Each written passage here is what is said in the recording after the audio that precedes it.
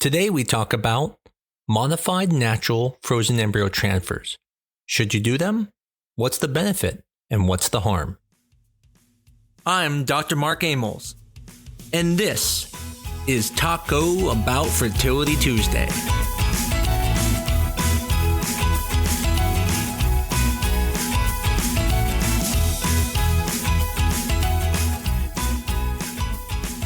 Modified natural frozen embryo transfers, sometimes called natural embryo transfers. I'm sure you've heard of this. There is no way you have gone through a Facebook group and have not heard of this. But the question is, why does everyone care about it? I think the first thing is, it's natural. I mean, who doesn't like the word natural? We think of everything else being done by humans as unnatural, and so it isn't as good, but natural is the best. And there's some truth to that. But the real question is going to be, is natural the best in this situation? Now let's take a step back to understand why would anyone even do a natural embryo transfer when doing a frozen embryo transfer? Well, there's a couple reasons. One of the first reasons may be is that when we tried to build up their lining using a program cycle where they take estrogen and they don't make their body make the estrogen, sometimes they don't build a lining up. And in that situation, we can look back at their IVF cycle and say, well, how did their lining look when they were going through IVF? Was it thicker then? Did it look better then? If the answer is yes, then for some reason, that patient is not responding well to that estrogen that's programmed and would probably do better with a natural cycle. Now, before you go jumping to a natural cycle, keep in mind that there are multiple forms of estrogen you can take. You can take oral estrogen, patches, there's injections, there's gels.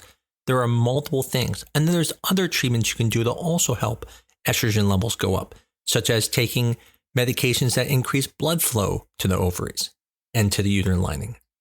So one of the first things is just, can their lining get thick enough? And if not, they might be better for a natural cycle. But the second thing comes up is there are some people who are deathly afraid of needles. No one wants needles. I mean, only drug addicts want needles, so nobody wants to be injecting themselves. But for most people, they can do fine doing the injections. But for people who have a phobia or who cannot do the injections, then doing a modified natural FET can allow you to potentially use progesterone vaginally and not have to use the injections. Personally, I agree. I wouldn't want to do injections either. If I had the choice, I'd say, no, let's just do the vaginal suppositories. But there are some people who don't like that and would rather do the injections, but there's a benefit to the injections. And that is the ability to really look at everything closely and to be able to control everything. In a program cycle, we control everything. We can control the dosage, how often you take it. We can control how fast the lining grows. But in the program cycle, we do not have that ability. When it comes to like a natural cycle, if you ovulate, you ovulate. We have to start them. Now, a modified natural FET is saying that we're not just letting your body naturally ovulate. We're going to give you a trigger shot so we can get the timing close. But understand, when you take a trigger shot, it's not like you absolutely are going to ovulate at 36 hours. It could be a little bit earlier. It could be a little bit later. And so that timing is not really exact. Now, it's important to know it doesn't have to be exact. It can be slightly off, having a little bit more progesterone here or there. So I wouldn't be too worried about that. But the point is that when you do a modified natural FET, you really don't get to pick the date of your transfer. Your body picks the date of your transfer. Versus in a program cycle where we can optimize everything and make sure everything's going well, you can pick your transfer date well in advance. We can manipulate everything and get you to have your transfer exactly when you want to. I have had patients who've had to have a baby during a certain time frame, usually due to astrological reasons. Trying to do that with a natural cycle would be almost impossible. But with a program cycle, it is very possible. Now, there have been some programs have looked at using injections with progesterone. There have been programs that have used only progesterone only in frozen embryo transfers. And we'll talk about both of those. Programs that use progesterone only vaginally with a frozen embryo transfer have lower pregnancy rates. In one specific clinical trial, it was demonstrated to have a 39% decrease in the live birth rates in frozen embryo transfers using vaginal progesterone alone. Now, you would think, well, wow, one's more natural. It's going right to the uterus from the vagina. But here's the interesting thing. If you actually look at the studies, they show that vaginal progesterone does give higher levels of estrogen to the uterus. But what this study is showing is saying that even though there might be higher levels from the vaginal progesterone, there is something about the systemic effects of the circulating progesterone in the body that's playing an integral role in maintaining a uterine pregnancy.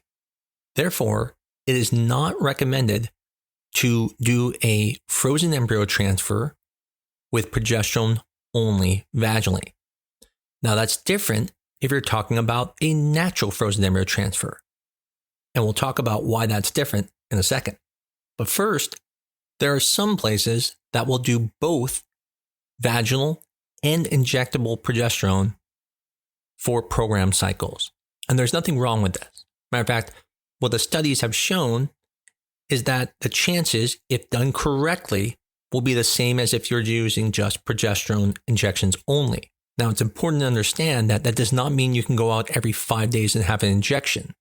In the study that they did, they were looking at every other day doing injections.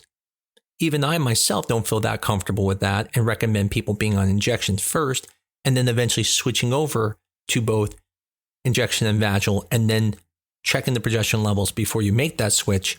And then every other day you'll be doing injections and doing vaginal at the same time. Personally, I don't know how that is more comfortable than just doing injections. You have to now do both. And for most people, when you look at the studies, it says that you should use quinone, which was the drug of choice. So using anything else, you're not technically doing what was in the study and could be affecting progesterone levels. And quinone is very expensive. So that's one of the reasons we don't do that at our clinic, but it's not unreasonable to do if you need to reduce the amount of injections.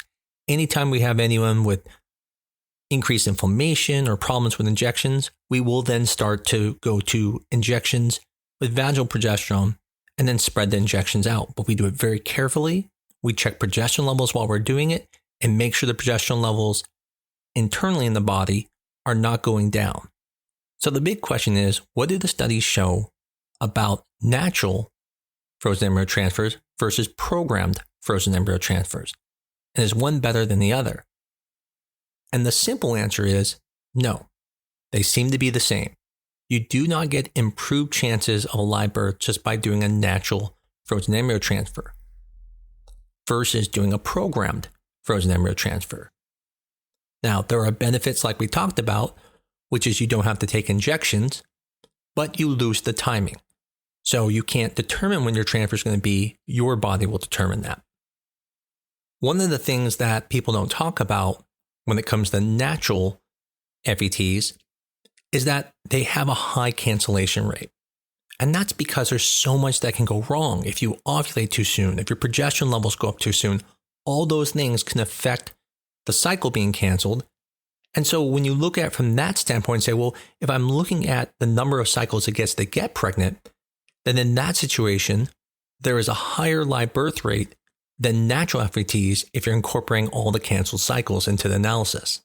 If you're interested in reading the studies, this study was done in the Fertility and Sterility magazine. It's called Modified Natural and Optimized Program Frozen Embryo Transfers Have Equivalent Live Birth Rates, an analysis of 6,682 cycles. It was published in February 17th, 2023, specifically in Volume 120, Issue 1. In the end, when it comes to deciding what to do, I would usually tell you, do what your clinic does. And that's because they're good at what they do. Now, if they feel comfortable doing natural frozen embryo transfers and something they do, then that's great. But definitely don't pressure your doctor to do it if it's not something they do, because they're probably not going to do it well. When it comes to deciding which one to do, that's a personal preference. But what I would tell most people is go with the program cycle. It works. We have the most control. We can check things, and it has less of a cancellation risk. However, if you're one of those people who have a phobia to needles, or just for some reason can't do that and want to go with a natural cycle because it helps improve your lining better than the program cycle, then go ahead. You can feel comfortable that your chances are the same with the program cycle, just like you can feel comfortable with the program cycle as good as a natural cycle. However, if you are at a clinic who is doing frozen embryo transfers and is using vaginal progesterone only, you do not want to do that. And you might want to bring it up to your clinic. I hope there aren't clinics still doing that, but there were just a couple years ago, even in our town. Hopefully they're aware of these studies now that show it is not a good thing to do when you're doing the frozen embryo transfer. Now, one thing that's important to know about science is it's always changing. So even these studies that were done, which are very good in large numbers, are not perfect. And that's because over time, technique changes. So things that we were doing 5 years ago are different than what we're doing now. And so it's very possible some of this stuff can change, but currently, this is a prevailing thought. That it's okay to do program cycles with injectable progesterone, modified natural cycles using vaginal progesterone, but it is not okay to do frozen embryo transfers with vaginal progesterone only. This may change in the future, and maybe that's another future podcast. But until now, you do not want to use vaginal progesterone with a frozen embryo transfer by itself. I hope this was helpful for some people. I know a lot of people hear about natural cycles and they think, oh, it must be better, it's natural, but the studies don't show that. And again, it may be for you, but I want to make sure you know that don't do it because you think the chances are better, because that's not what the studies show. The studies show it's the same. And so do what you think is best for you and what will probably be the easiest for you. Rarely do program cycles get canceled. I would say when it comes to natural cycles, approximately 25% of them are canceled. At our clinic, we do a slightly modified natural cycle where we actually give medicine to force a couple more eggs to grow to cause a slight hyperstimulation, which we believe might help pregnancy rates. As always, if you like the podcast, please tell your friends about us and give us a 5-star review on your favorite medium. I always look forward to talking to you, and I'll talk to you again next week on Taco Bout Fertility Tuesday.